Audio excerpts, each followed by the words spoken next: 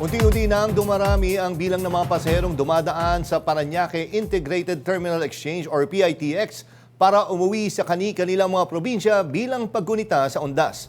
Pero matumal pa rin daw ito ayon mismo sa mga ticket seller. At live mula sa PITX, may umaarangkadang balita si PRTV News correspondent Angela Baban. Angela, bakit sinasabing matumal? Gaano ba karaming pasahero na ngayon ang dumating dyan sa terminal na yan ngayong taon? Jack, kung noong nakarang taon nga ay halos lumagpas sa 1,000 ang pasahero ng mga long-haul trips, gaya na lamang ng Pabicol, ngayon ay humigit kumulang nasa 500 pasahero lang kada araw ang mga pasahero ng mga long-haul trips na ito. Ayon nga yan sa iba't ibang ticket sellers at bus dispatchers na ating nakausap.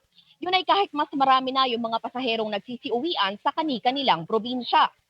Marami na rin tayong nakikita ang pamilya na may kasamang bata. Kasunod nga ito ng pagsisimula ng wellness break na idineklara ng DepEd. Pero kahit na visually ay mas marami ng tao dito sa terminal, kamot ulo pa rin ang marami sa mga bus at ticket sellers dahil matumal pa rin ang mga biyahe.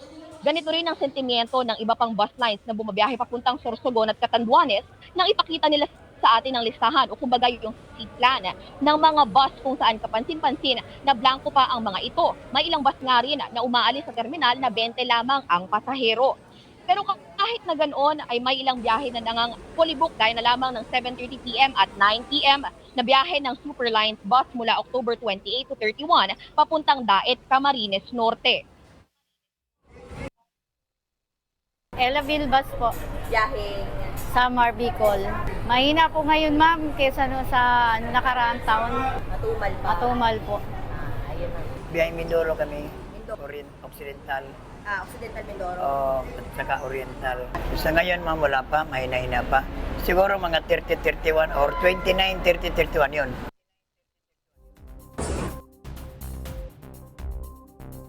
Samantala kahit wala pa man yung surge na inaasahan dito sa PITX, ay may 4 ng police desk at 2 first aid stations na nakaantabay para sa mga pasahero. At yan muna ang latest mula dito sa PITX. Balik sa inyo, Jack and Nina. Angela, so sinasabi matumal, so definitely kung ako ay babiyahe ako sa probinsya, may mga ticket pa akong mabibili at hindi pa kailangan ng special trips. Tama yan, Jack. May ilang mga bus lines na nagdeklara na additional buses na yung niro-roll out nila ngayon. Pero sa kasalukuyan ay available pa naman yung karamihan sa mga biyahe. Pwera lamang doon sa Daet, Camarines Norte nga kaninang umaga na wala na talagang biyahe ang Superlines na bus company. So yung iba, ano ba yung pinakamarami ng mga lugar kung saan pupuntahan yung mga tao at kailangan nila talagang agahan pag nagpunta dyan? Ninya, no, kahit na kaunti, mapapansin kasi natin na pabugso-bugso yung bilang ng mga pasahero. May iba dito, nahihirapan sila dahil ang kakumpetensya nila ay yung mga kapwa nilang pasahero na nakapag-advance booking na. So yung maraming pasahero na nakikita natin mostly dito sa PITX ay mga advance booking. Pero kung papunta kayo ng Bicol, Sorsogon, Albay, mas maganda na mas maaga kayong mag-book kahit na maluwag pa ang mga biyahe. And tama, Angela, no, yung mga dyan sa PITX, yan yung mga pabiyahe ng papuntang Visayas. Hindi, wala dyan yung mapapuntang Baguio, tama?